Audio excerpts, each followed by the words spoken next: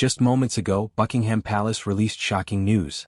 Princess Anne, the hardest-working royal who never stops, has been forced to step away from all her duties.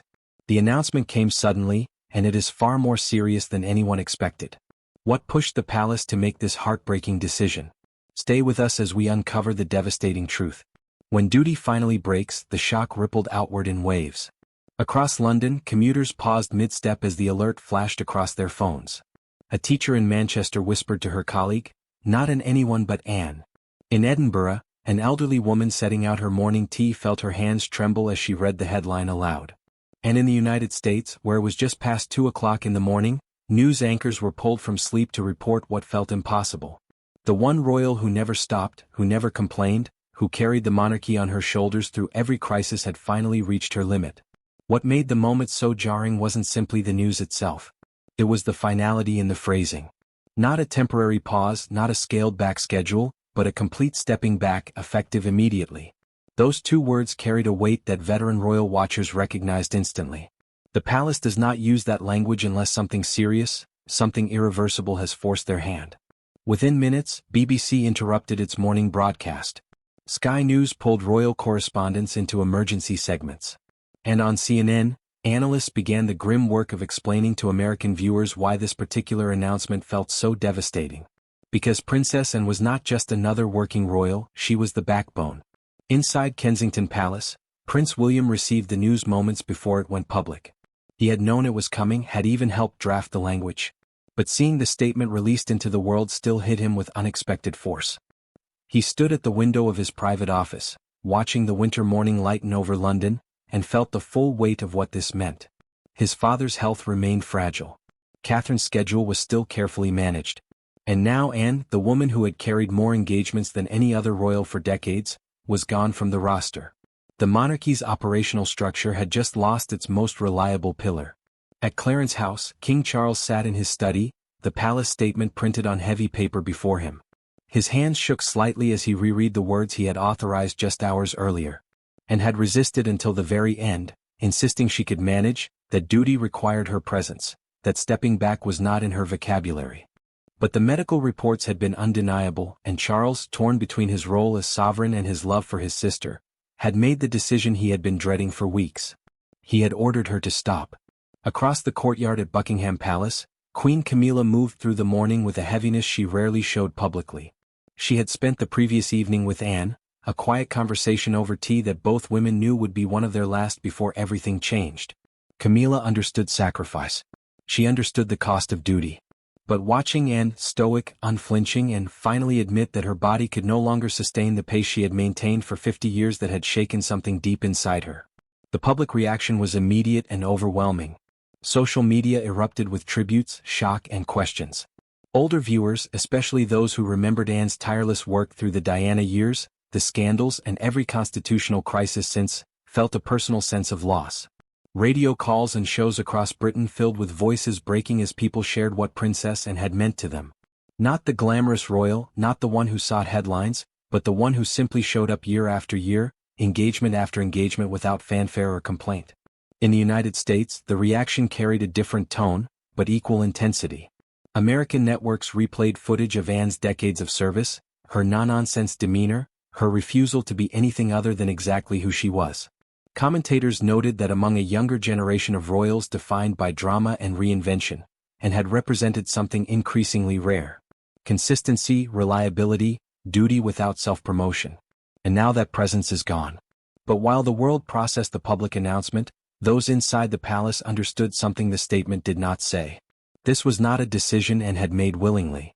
It was a decision that had been forced upon her by weeks of escalating concern, by medical evidence she could no longer dismiss, and by a family that finally intervened before the unthinkable happened. The statement spoke of medical concerns, but it did not mention the collapse. It did not mention the emergency intervention, and it did not mention the fear that had gripped the family when they realized how close they had come to losing her entirely. The weight that nobody saw. To understand how the palace reached the point of forcing Princess Anne into this heartbreaking retreat, we must step back through the months that preceded it. Months in which the warning signs accumulated slowly, quietly, in ways that only those closest to her could detect. Because Anne had spent 73 years perfecting the art of appearing unbreakable. And by the time the cracks became visible, the damage beneath was already severe. The shift began subtly in late summer just as the royal family returned from their annual retreat at Balmoral. On paper nothing had changed. Anne's schedule remained punishing as always, averaging 20 to 30 engagements per week, a pace that exhausted staff members half her age. But those who worked alongside her daily, the private secretaries, the ladies-in-waiting, the security officers who traveled with her, began noticing small irregularities that felt wrong precisely because they were so unlike her. She had always moved with crisp efficiency. But now there were moments of hesitation, a pause before stepping out of a car, a hand gripping a railing slightly longer than necessary. Once during a visit to a military hospital in early October, a staff member noticed her lean against a wall for just a few seconds, steadying herself before continuing down the corridor as if nothing had happened. When asked if she was well, Anne's response was characteristically blunt. "Perfectly fine. Let's keep moving." The autumn months brought increased pressure across the royal household.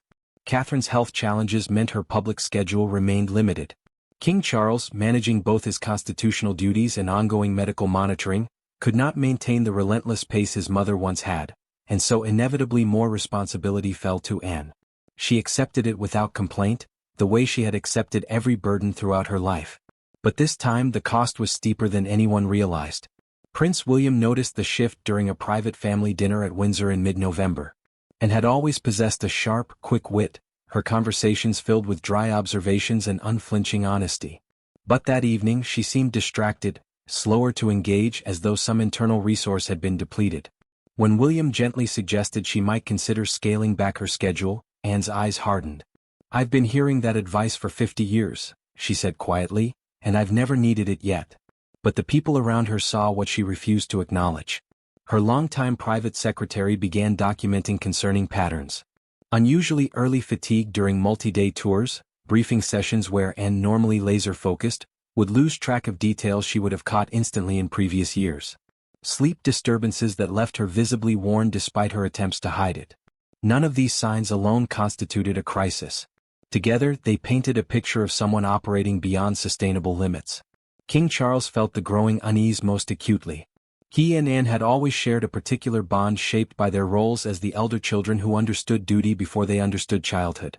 He saw in her something of their late mother, that same relentless commitment, that same inability to prioritize personal well-being over institutional necessity. And it terrified him because he had watched that commitment take a toll on Queen Elizabeth in her final years. And he could not bear to watch it consume his sister. The moment that transformed concern into alarm came during the first week of December. Anne had committed to a 3-day tour of Scotland, a series of engagements honoring military regiments, rural charities and agricultural communities. The schedule was demanding but manageable by her usual standards. On the second day, during a private visit to a veterans' care facility, something happened that the palace would work desperately to keep contained.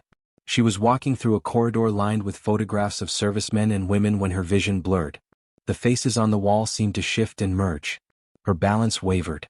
A retired colonel walking beside her noticed her hand reach out suddenly, grasping the wall for support. "Ma'am?" he asked, concerned. Anne straightened immediately, her training overriding her body's warning. "Just a moment of dizziness," she said firmly. Nothing to worry about, but the security officer accompanying her saw enough to trigger protocol. Within minutes, a discreet medical assessment was arranged in a private office. Anne resisted, insisting she was fine, that the schedule must continue. The physician, summoned urgently from a nearby hospital, was respectful but firm. Her blood pressure was dangerously elevated.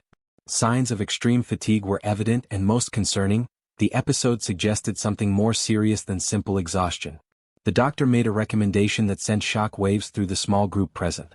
Princess Anne should return to London immediately for comprehensive medical evaluation.